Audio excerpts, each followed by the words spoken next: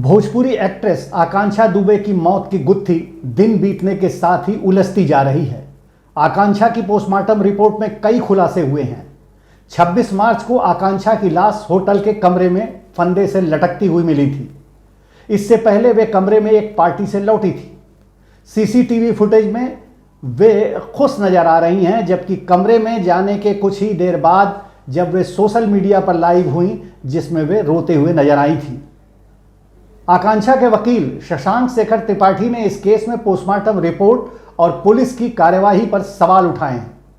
उनके अनुसार उस रात आकांक्षा जिस पार्टी में शामिल हुई थी, उसका बिल 11,000 रुपये आया था, मगर आकांक्षा के पेट में फूड नहीं था। उसके पेट में एक ब्राउन केमिकल मिला है। लखनऊ फोरेंसिक लैब में यह केमिकल जांच के लिए भेजा गया है। वहीं वकील शशांक त्रिपाठी ने मेडिकल एक्सपर्ट से सलाह लेने और वाराणसी कमिश्नरेट पुलिस से सवाल पूछने की बात कही है। प्रमुख विषय यह था कि आपने कहा कि आकांक्षा दुबे एक उस पार्टी में गई थी, ब्रेकअप पार्टी में, जहां 11,000 का बिल बना था।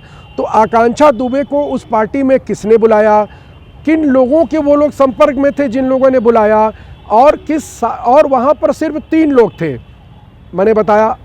तो वो 3 लोगों के बीच में कौन सी ब्रेकअप पार्टी चल रही थी, और अगर उस पार्टी में ब्रेकअप पार्टी में गई थी, 11,000 का बिल वहां बना था, तो आकांक्षा दुबे के पेट में पोस्टमार्टम की रिपोर्ट में कोई खाद्य पदार्थ क्यों नहीं पाया गया। आकांक्षा दुबे के पेट में एक ब्राउन कलर का लगभग 20-25 ml का एक फ्लूइड ब्राउन कलर का डिटेक्ट हो रहा है, जो अनआइडेंटिफाइड है, और जिसकी वजह से उसके आंतों की मतलब इंटेस्टाइन की जो म्यूकस मेम्ब्रेन है वो बिल्कुल चोक्ड बताई जा रही हैं। तो जब मैंने इस विषय पर एक्सपर्ट से समझा और मेडिकल लीगल एक्सपर्ट से समझा, तो उन लोगों ने बताया कि इस तरह का चोक्ड जब होगी इंटेस्टाइन के अंदर के जो टिश्यूज़ होंगे, तो इसका मतलब है कोई हैजार्डियस पदार्थ उनके आंतों में गया है।